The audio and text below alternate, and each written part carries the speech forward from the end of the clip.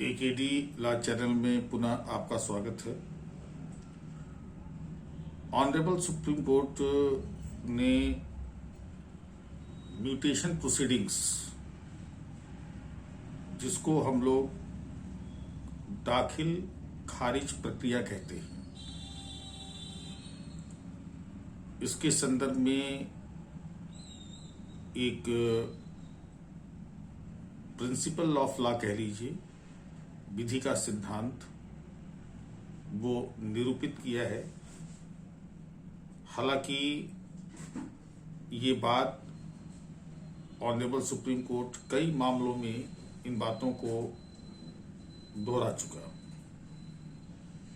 अभी 2016 में honourable supreme court का एक वर्डिक्ट आया था, प्रेमनाथ खन्ना का केस वर्सेस नरेंद्र नाथ कपूर।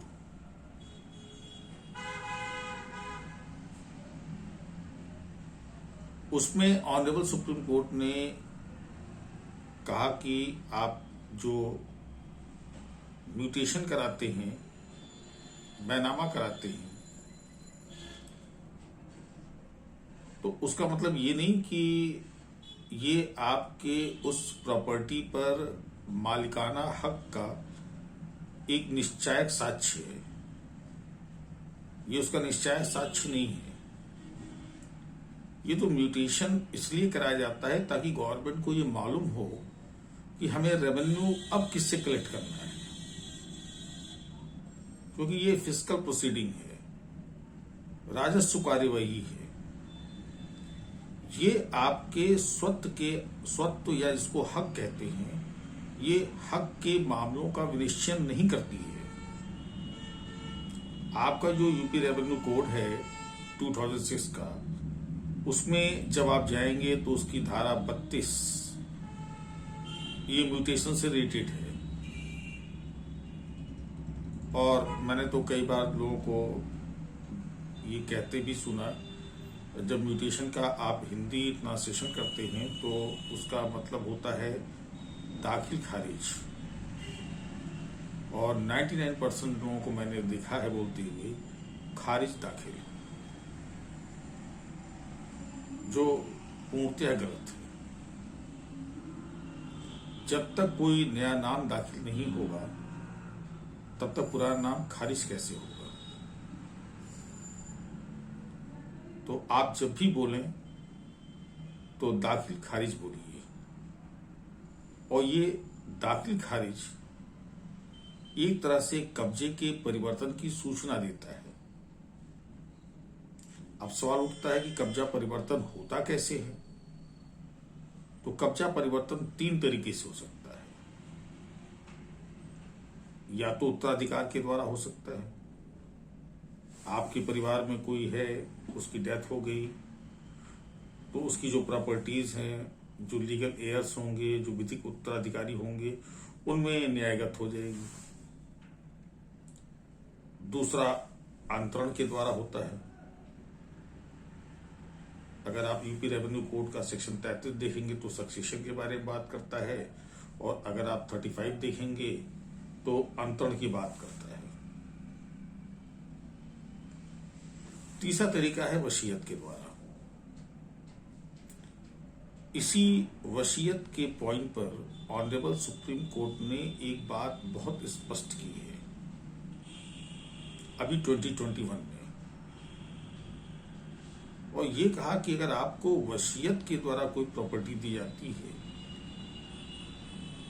और उसका अगर आप म्यूटेशन कराना चाहते हैं, तो पहली बात तो ये कह दिया ऑनरेबल सुप्रीम कोर्ट ने, जो पहले भी सुप्रीम कोर्ट ने कही, कि म्यूटेशन आपके टाइटल का कंक्लूसिव एविडेंस नहीं है, मालिकाना हक का निश्चायक सबूत नहीं है।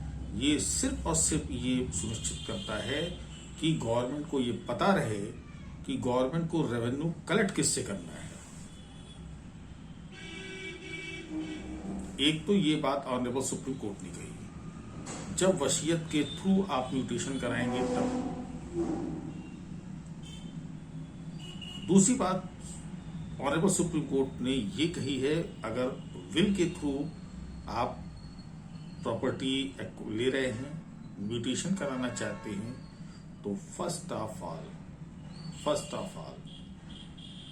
आप सिविल कोर्ट जिसके जुडिक्शन में वो प्रॉपर्टी सिचुएट कर रही है, पहले वहां से अपने राइट को कंफर्म कराइए। जो वसीयत के थ्रू आपको राइट उस प्रॉपर्टी पे कन्फर हो रहा है, पहले सिविल कोर्ट से आप जाइए, सिविल कोर्ट से उस राइट का कंफर्मेशन कराइए। और जब तक आप उसका कंफर्मेशन नहीं करा लेंगे, तब तक जो रेवेन्यू ऑफिसर्स हैं या जो रेवेन्यू प्रोसीडिंग्स होंगी थ्रू तहसीलदार वगैरह, तब तक विल के थ्रू उस प्रॉपर्टी का म्यूटेशन नहीं होगा। ये ऑनरेबल सुप्रीम कोर्ट ने अभी 2021 में Jitendra Singh versus state of Madhya Pradesh के मामले में ये बात स्पष्ट की है और बिल्कुल क्लियर कर दिया है कि दो तरह के मामले हैं कि अगर कोई डिस्प्यूट टाइटल के बारे में अराइज हो रहा है और मोर पर्टिकुलरली व्हेन द म्यूटेशन, और विशेष रूप से जब दाखिल खारिज is sought to be made on the basis of the will, वसीयत के आधार पर आप मांग रहे हैं, तो the party who is claiming, तो पक्षकार जो उसका दावा कर रहा है on the basis of will, has to approach the appropriate civil court.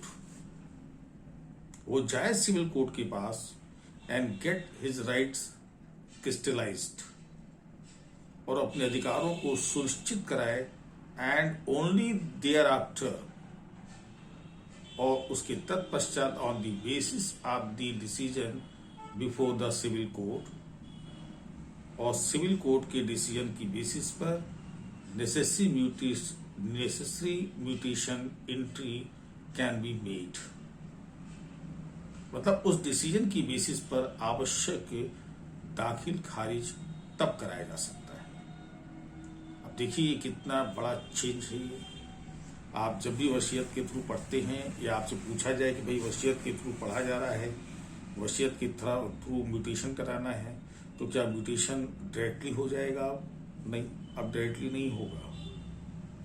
अगर विल की बेसिस पर आप म्यूटेशन इज रिक्वायर्ड, आप चाहते हैं, यू आर डिजायरस, इच्छुक हैं, तो फर्स्ट ऑफ ऑल आप जाइए before the appropriate civil court और वहां से एक डिसीजन लीजिए on the basis of will, और तब आइए इस रेवेन्यू प्रोसीडिंग में और फिर म्यूटेशन कराइए। तो एक बहुत बड़ी बात ऑनरेबल सुप्रीम कोर्ट ने इस कंटेक्स्ट में कही है, ये भी आपके लिए बहुत इंपॉर्टेंट है, अपकमिंग एग्जामिनेशंस के लिए बहुत इंपॉर्टेंट है, इसको देखिए। और जैसा मैं बहुत पहले से कहता चला आ रहा हूं कि जो केसेस थोड़ा सा लॉ में चेंज ला रहे हैं या पूरा ही लॉ चेंज कर दे रहे हैं, वो सारी चीजें आप एग्जामिनेशन पॉइंट ऑफ व्यू से बहुत ही इंपॉर्टेंट है।